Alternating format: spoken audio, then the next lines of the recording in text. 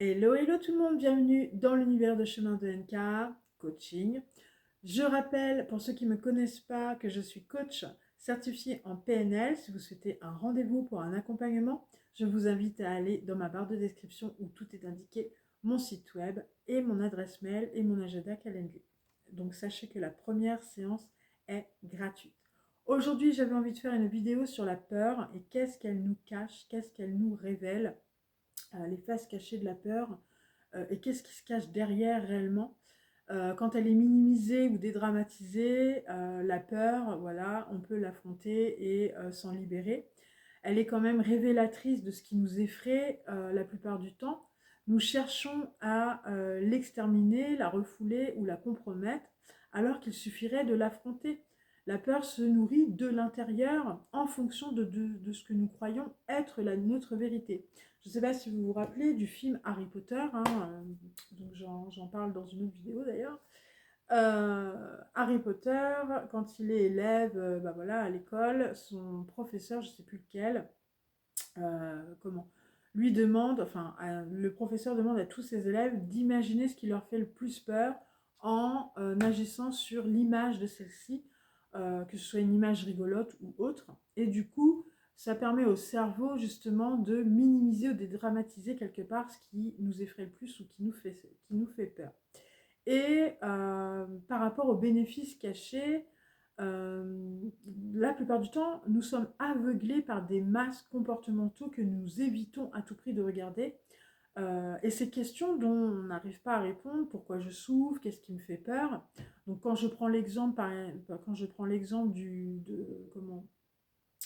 vertige, est-ce que c'est la hauteur, le vide ou cette sensation de vertige qui fait peur?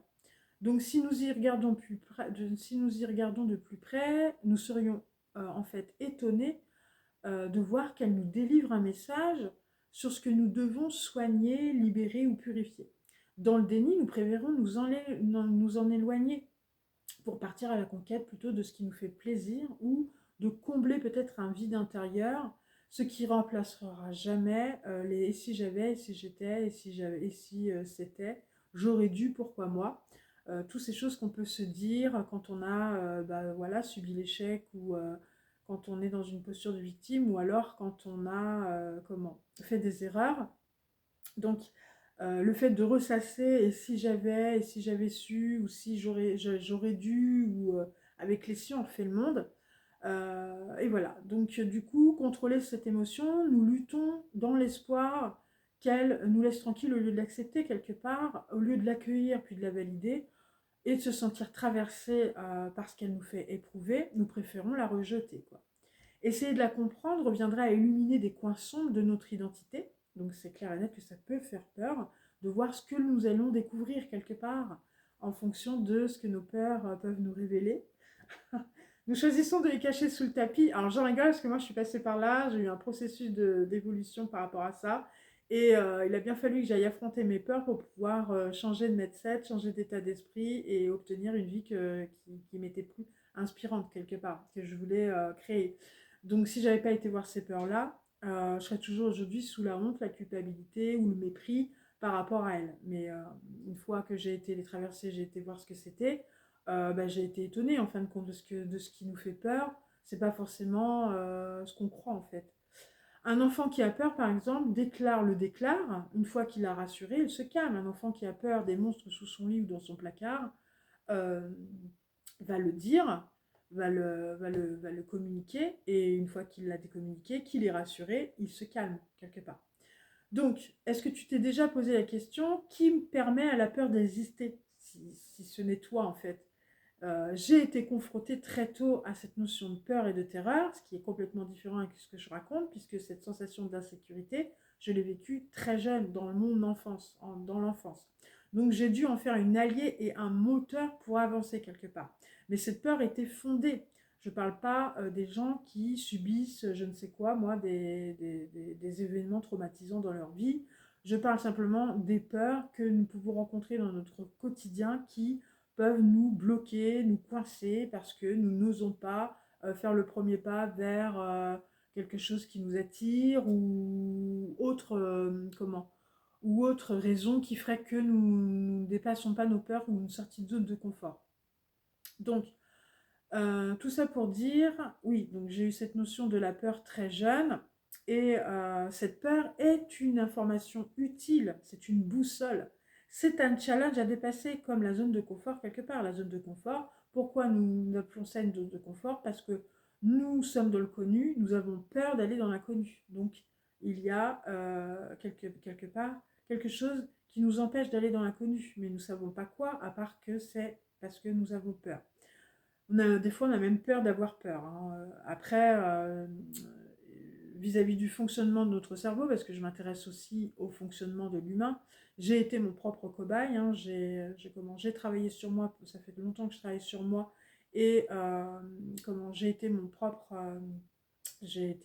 cobaye par rapport à tout ça, le développement personnel, pour pouvoir sortir d'une certaine posture, de certains comportements, de certains schémas.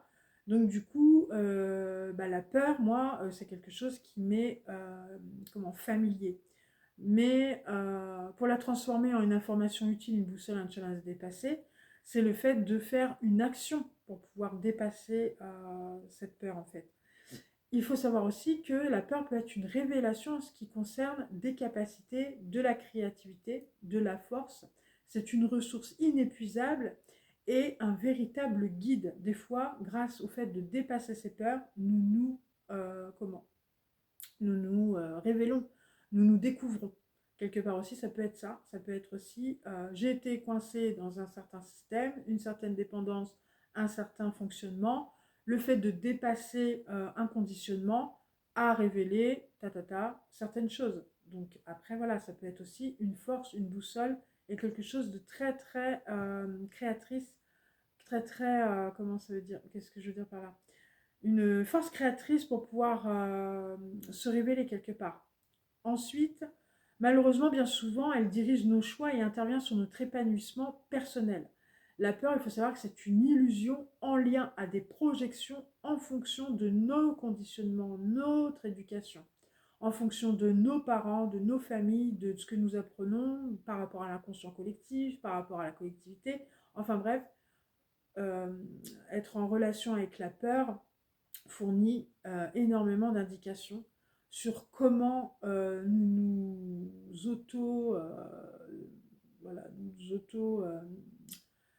dans le sens où nous nous pas disciplinons, mais dans le sens où nous nous persuadons, je vais y arriver. Le fait de rester dans l'instant présent évite bien des désagréments. Donc, comment la désamorcer? Donc, j'ai envie de dire, déjà, c'est regarder sa provenance, les troubles psychologiques, la névrose, les traumatismes, les chocs. C'est aussi en partant du principe que, alors, quand moi j'étais dans cette posture où je voulais m'en servir pour la dépasser. Donc il a fallu que j'aille me purifier, soigner, libérer certaines croyances, certains schémas, certains traumatismes pour pouvoir la dépasser. Donc après, c'est apprendre à l'apprivoiser aussi également. C'est savoir écouter son intuition et se rassurer, se sentir soutenu et protégé par sa famille, ses amis, son voisinage. C'est apprendre à communiquer les relations sociales avec un thérapeute ou dans des activités. C'est apprendre à la partager, car nous ne sommes pas seuls avec nos peurs. Et c'est s'en servir comme un moteur, une adrénaline, comme j'ai dit tout à l'heure, et s'amuser à sortir de sa zone de contrôle, de confort, en se fixant des objectifs. Et c'est marrant que je parle de zone de contrôle, parce que effectivement, quand nous sommes dans un système de protection, on a tendance à vouloir anticiper, contrôler. Donc ça, c'est l'ego, c'est le mental qui, de par son cerveau reptilien, l'amygdale, va avoir tendance à contrôler, anticiper, vouloir à tout prix exercer un pouvoir sur ce qui peut se passer, les événements et la vie. Et en fin de compte, quand on s'aperçoit que ça répond à des souffrances, à des croyances et à des schémas, on s'aperçoit qu'on peut s'amuser à sortir de sa zone de confort en se fixant des objectifs, en se rappelant que la peur n'est qu'une vision, n'est qu'une facette, n'est qu'une illusion quelque part. Donc le conseil à retenir, le cas où tu es apeuré, c'est d'être dans l'observation pour la dédramatiser. Comme je l'expliquais tout à l'heure, c'est le fait de l'imaginer comme un objet rigolo, comment l'imaginer comme un objet rigolo ou un objet, ouais, un objet ou la matérialiser quelque part, et de se demander sur quoi elle est fondée, qu'est-ce qu'elle t'indique et qu'est-ce qu'elle t'inspire, comment tu te la représentes, et de converser avec elle, et de la représenter sous les formes, diverses formes et variées, tel un insecte, un animal ou de l'eau, de la nuit, la couleur noire, une personne, qu'importe, et de la rendre humoristique ou rigolote. Quel est l'élément qui te la rappelle aussi? Quelle est la modification que tu peux apporter pour cohabiter avec elle? Dans le cas où il s'agit d'un dépassement de soi, pour comprendre une leçon ou un apprentissage afin d'atteindre une croissance personnelle, un nouveau level ou obtenir une nouvelle vibration, la peur se dissout d'elle-même dans le fait où, quand tu comprends que tu arrives à la dépasser, et que tu arrives à l'appréhender comme une leçon ou un apprentissage, en fait, par rapport à ce que tu vis. Par exemple, je prends l'exemple, je sais pas, moi, j'ai peur de parler, je prends cet exemple-là, c'est pas mon cas, mais j'ai peur de parler en public. Qu'est-ce qui fait que tu as peur de parler en public? Qu'est-ce que ça te rappelle qu'est-ce qui te rappelle la dernière fois? Quel est le souvenir qui vient à toi la dernière fois que tu as parlé en public? Et ce fait de se remémorer ce souvenir, en se, après ça c'est avec l'aide d'un coach ou d'un thérapeute bien entendu, mais on peut transformer cette scène en quelque chose de positif, de constructif en fait, et ce qui permet à l'individu de ne plus avoir peur de parler en public quelque part. Donc c'est aussi se mettre, se dire des suggestions positives en rapport peut-être aussi à cette peur de parler en public. Donc, et c'est aussi de s'entraîner, peut-être tous les jours, à se rassurer par rapport au fait de parler en public, tout en faisant des actions à parler en public. Ce soit petit peu par petit peu, dans le sens où si la personne a peur de parler en public parce qu'elle est timide, elle peut se retrouver dans un groupe et se donner le challenge de dire un mot, une phrase. Donc voilà, et à chaque fois atteindre comme ça et de se donner de plus en plus d'objectifs, de plus en plus grands, jusqu'à atteindre son objectif de parler en public quelque part. Ça peut être un entraînement aussi. Se visualiser en train de parler en public, d'être à l'aise en train de parler en public, de se voir parler en public permet au cerveau. Le cerveau ne fait pas la distinction entre le réel et l'imaginaire. Donc, s'entraîner à parler en public peut justement le jour J, on peut se retrouver à être plus à l'aise. euh, et voilà, donc ça c'est toute une gymnastique à faire. De toute façon, parler en public, ça peut être un entraînement de tous les jours. C'est en se donnant des objectifs bien particuliers que à chaque fois, le fait de les atteindre permet d'avoir plus en plus confiance en soi. C'est clair et net que la confiance en soi, ça ne s'acquiert pas du jour au lendemain. Ça y est, j'ai confiance en moi, j'arrive à parler en public, c'est super. Non, la confiance en soi, c'est un entraînement de tous les jours. À chaque fois que tu fais ou que tu te dis quelque chose, que tu arrives à dépasser un challenge, que tu arrives à obtenir ce que tu avais envie d'obtenir, ou que tu arrives à avoir des résultats concrets par rapport à ce que tu as travaillé ou autre, c'est le fait de s'apercevoir que tu réussis, que tu t'en sors, tu réussis, ou que tu arrives à faire des efforts, ou que tu sors d'une zone de confort, que tu vas accroître de la confiance en toi, qui plus est de l'estime de soi, et te sentir à l'aise si tu as envie de parler en public. Donc j'ai pris cet exemple-là parce que ça me fait penser à une personne qui est timide, qui aura cette tendance peut-être à se renfermer au lieu de s'exercer à parler et à sortir de sa zone de confort. Donc le contraire de s'enfermer, c'est bien de s'ouvrir et voilà, de chercher à faire le contraire de ce que ta peur t'impose en fait, quelque part. Alors j'en étais où? Dans le cas, il s'agit d'un dépassement soi pour comprendre une leçon, un apprentissage afin d'atteindre une croissance personnelle, un nouveau level, une nouvelle vibration, la peur se dissout d'elle-même. Et une fois, parce que quand tu élèves ta conscience, Tu élargis ton horizon, tu ouvres ton cœur, tu élèves ta conscience, tu sors de ton ego et ton mental. La peur se dissout d'elle-même dans le sens où tu vois qu'en fin de compte, c'est ton mental, ton ego, ton système qui joue. Je dis pas, c'est clair et net que quand tu as peur de quelque chose, que voilà, c'est pas vrai et que c'est pas souffrant, non, je dis pas ça. Je dis simplement que le fait d'avoir peur, on peut passer par cette étape de peur, effectivement. Il y a la peur qui est là, pour une raison ou pour une autre, c'est de la regarder euh, et de se poser des questions, comme je disais tout à l'heure, pour savoir qu'est-ce qui fait le plus peur en fait. Est-ce que c'est la personne qui s'approche, son apparence, la façon dont il se comporte, la façon dont elle se comporte, c'est quoi qui te fait peur exactement par rapport à la personne. Des fois, je vais prendre un exemple tout bête, dans la rue, le soir, par exemple, quand on rentre tard, je sais pas moi, euh, d'une soirée ou autre, hein, d'un événement tel qu'il soit, il se peut que vous vous retrouvez tout seul dans la rue et d'un seul coup, il y a une personne qui arrive sans même savoir qui est cette personne. Tout de suite, le cerveau va se mettre en mode attention danger.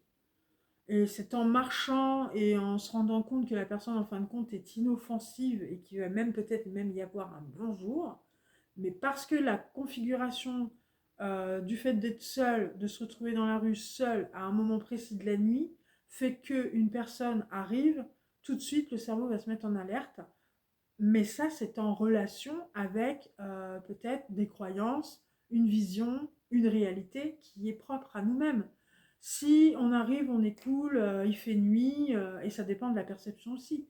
Il fait nuit, on est cool, voilà, on n'a pas de croyance, rien du tout, il y a une personne qui arrive, bon bah, il y aura peut-être méfiance, certes, le cerveau va se dire, bon bah attention, il y a une personne qui est là, on ne sait pas qui elle est, c'est clair et net qu'il va peut-être y avoir un changement de trottoir ou un changement de direction ou quoi qu'est-ce, il y a quelque chose, mais à l'intérieur de soi, la peur ne va pas être la même en fait. Mais il va quand même y avoir quelque chose qui va se déclarer, une méfiance peut-être, qui est moins forte qu'une peur quelque part, j'en sais rien. Bon, qui dit méfiance, qui dit peur quelque part, donc c'est un mauvais exemple. Donc par rapport à ça, ce que je veux dire par là, c'est que ça dépend de notre façon d'appréhender les choses, notre vision. Mais il est clair que nous avons un système qui fait que il va nous protéger, donc il va nous dire alerte, alerte, il y a quelqu'un là-bas, c'est voilà, ou je sais pas. Il va y avoir une alerte qui va se mettre en place et que du coup, c'est à regarder quelque part parce que c'est pas forcément la vérité en fait. Ce que je veux dire par là, c'est ça. Tout dépend de notre niveau de conscience par rapport à ça. Élever sa conscience, élargir son horizon incite à cette émotion à se taire. Plus tu es dans l'expectative de jouer avec elle, plus tu rends accessible au courage de s'interposer. Le fait d'apprendre à jouer, d'apprendre à jouer, à sortir de sa zone de confort, à apprendre à se regarder, s'observer quand on est dans des situations bien précises, euh, peut contribuer au fait que la peur se dissout d'elle-même. La plupart du temps, ce ne sont que des suppositions quelque part en rapport à des vieilles peurs d'enfants, d'adolescents ou d'adultes, j'en sais rien. Comme par exemple, quand c'est en société, est-ce que l'on va m'apprécier? Est-ce que je vais être à la hauteur? Qu'est-ce que les autres vont penser de moi? Est-ce que j'ai fait le bon choix? Avoir peur de faire des erreurs, de ne pas être sûr de soi-même. Donc, c'est bien en lien à un système intérieur qui fait que on va se poser ces questions-là et qui va déclencher ces peurs quelque part. Comment se rassurer? C'est être dans l'acceptation et respirer. Ok, je ressens ça. Voilà. Qu'est-ce que ça m'évoque? Pourquoi? Après, ça peut être en rapport avec des croyances, en rapport avec des schémas, en rapport avec des traumas, en rapport à des vieilles peurs d'enfants ou des vieilles peurs d'adolescents, je ne sais pas. Des petits traumatismes, des petits chocs. Une rentrée scolaire ratée va faire d'un enfant peut-être timide, colérique, capricieux. Je ne sais pas, un changement de travail, de profession, je ne sais pas moi, arriver dans un groupe peut comment déclencher des de l'anxiété, du stress, des peurs, en relation peut-être à un souvenir où on a vécu ce genre de choses. Donc voilà, c'est dans l'instant présent, quand on se met dans l'instant présent et qu'il se passe quelque chose, si une personne est alignée en concordance avec ses pensées, ses paroles, sa façon d'agir, sa façon de vivre, sa façon de communiquer, elle aura moins de doutes et d'appréhension ou de peur que de se mélanger à un groupe. Si une personne a été maltraitée, je vais prendre les extrêmes, mais si une personne a été harcelée, maltraitée à l'école en étant enfant et que adulte, elle se retrouve, il se retrouve dans un nouvel groupe, dans une nouvelle situation professionnelle, change de métier, change de service ou je ne sais quoi, ça va lui procurer de l'anxiété, du stress en rapport à ce qu'il a vécu enfant. Donc, c'est clair et net que les peurs, généralement, ce qui se cache derrière, c'est bien des croyances en rapport à peut-être des petits traumatismes, de la souffrance ou des petits traumas, oui, des petits traumas, des chocs ou de la souffrance ou des croyances. Ou de la vision de ce que nous avons de la vie en général en rapport à ce qui se passe à l'extérieur. Donc ce qui se passe à l'extérieur, j'ai envie de dire, bien des fois, on n'en a pas conscience. On croit que voilà, nous sommes la seule petite personne à qui arrive un souci, un événement, une situation désagréable. Nous ne pensons pas qu'à l'extérieur, d'autres gens vivent la même chose et on a tendance peut-être à se garder certaines choses pour soi, alors qu'en fait, quand on en parle, on s'aperçoit que d'autres personnes vivent exactement la même chose. Donc ça peut aussi dédramatiser les peurs quelque part. Ensuite, comment se rassurer, c'est d'être dans l'acceptation et respirer en se disant jusqu'ici tout va bien. Alors ce n'est pas être dans le déni de ses peurs ou comment de pas justement je disais tout à l'heure qu'il fallait aller les voir et ne pas être dans le déni.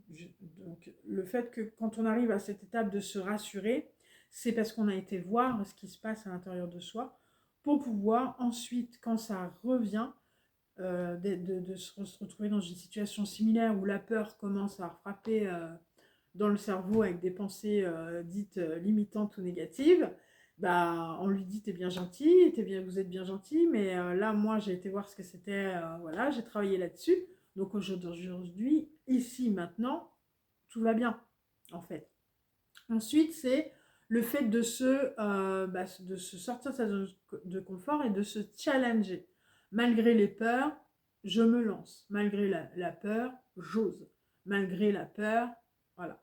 Après, c'est le fait de s'entraîner à, malgré la peur, si c'est une petite peur, enfin, j'aime pas catégoriser le degré ou le type, les peurs, par rapport à la peur, c'est le fait de se challenger. Voilà. Et ensuite, moi, où je mettrais ça plutôt en premier, quand on veut se rassurer et d'être dans l'acceptation de ce qui se passe, c'est se dire j'ai le droit d'avoir peur. Elle m'incite, elle m'invite à. Voilà. Je suis à ma place au bon endroit, au bon moment. J'ai peur, oui, mais voilà. Elle m'incite, elle m'invite à. À quoi? Voilà. C'est ça la question. Donc, le fait de se dire je me lance, d'être dans l'instant présent, si y a de la difficulté dans l'instant présent, aller regarder pourquoi justement elle nous ramène dans le passé, peut-être à une certaine époque de notre vie, cette peur. Si ce n'est pas le cas, c'est peut-être juste une petite angoisse, un petit stress qui provoque cette peur. Et du coup, c'est toujours bien d'aller discuter, voire même discuter avec elle. Et de voir ce qu'elle a à nous dire, quelque part, par rapport au fait qu'elle se manifeste. Donc, je répète, pour se désamorcer des peurs, il y a le fait de regarder sa provenance. Troubles psychologiques, névrose, traumatisme, choc.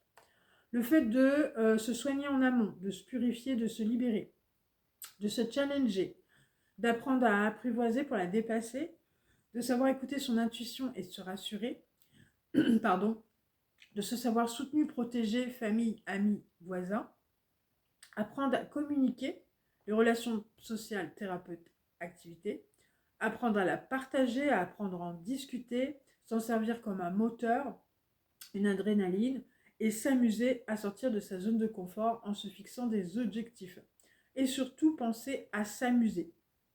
Sortir de est-ce que j'ai le droit, est-ce que je peux, est-ce que voilà, c'est vraiment se focaliser sur le meilleur des scénarios. C'est ce qui va procurer de l'apaisement. Généralement, quand on pense qu'on doit faire quelque chose, ou on est dans, on se met de la pression tout seul, dans le sens où les je dois, les il faut, ça c'est mental, c'est clair et net, il s'impose des choses, il se met la pression. Moi, pendant un moment, je voulais à tout prix guérir, me libérer de certains traumas, de certaines blessures, et tout le team. Quand j'ai pris conscience que je me mettais la pression toute seule, et que c'est parce que je me mettais la pression que j'arrivais pas justement à me libérer ou me guérir ou de transformer, bah, j'ai arrêté ça et je me suis dit, ça viendra quand ça viendra, j'arrête de me foutre la pression. Et au moment où j'ai dit j'arrête de me foutre la pression, bah, j'ai eu un déclic, que ce soit avec une personne ou en stage ou autre, j'ai eu ce déclic et c'est ça qui m'a dit, mais oui, mais en fait c'est bien sûr. Donc à force de se mettre de la pression, à se dire il faut que j'ai ce résultat-là, comme ci, comme ça, il faut que je sois avec cette personne-là, comme ci, comme ça, il faut que j'arrive à atteindre ceci, il faut que j'arrive à atteindre cela.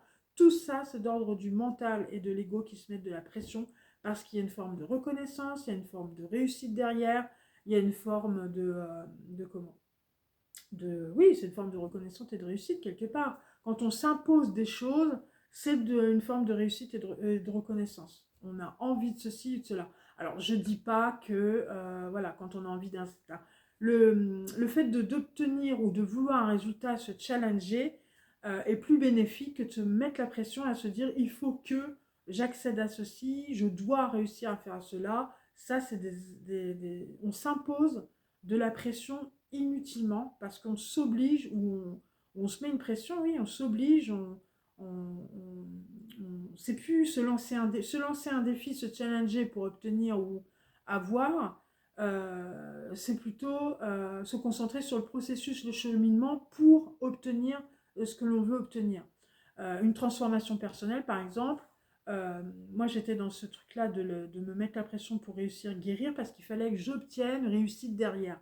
Quand quand je me suis dit, non, stop, moi la réussite c'est le résultat. Je me suis concentrée sur le chemin pour pouvoir y arriver. C'est à ce moment-là que j'ai débloqué certains niveaux, comme dans un jeu vidéo quelque part. On s'acharne dans un jeu vidéo à vouloir passer des niveaux, mais en contrepartie, on a oublié certains champignons magiques, voilà, on veut aller trop vite. Donc arrivé à la fin, bah, on n'a pas tout ce qu'il faut. Non, non, non. Pour repartir en arrière et recommencer le truc. Non. Il faut savoir qu'à chaque niveau, comme dans un jeu vidéo, c'est pareil. À chaque fois qu'on passe un niveau, on combat, on est en duel avec un démon, ou voilà, on a besoin de combattre. Donc, moi, c'est ce qui me fait penser au développement personnel un peu, c'est en ce moment,